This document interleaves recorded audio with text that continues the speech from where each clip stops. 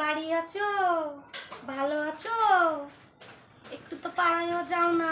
কাকিমা তুমি এসো এসো, বসো, খাটে বসো, আমি একটু চা করে নিয়েছি। কেমন? এই যে চা এনেছি, আপনি খেয়ে নেবেন কেমন? একটু খেয়ে নিন।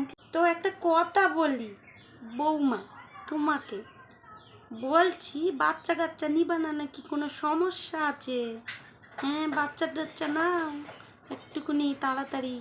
তোমার তো কাকা আমার প্রথম বছরই আমার ছেলে হয়ে গেল, তারপরের বছর দুটো যমজ হলো, তারপরের বছর আমার ছোট কাকা, তারপর আমার ছোট খুকি, আমার 5-6টা ছেলে মেয়ে হয়ে গেল। কি আর বলবো তোমাকে, আমার এখন সুখের সংসার। কিন্তু তোমরা কবে নিবা?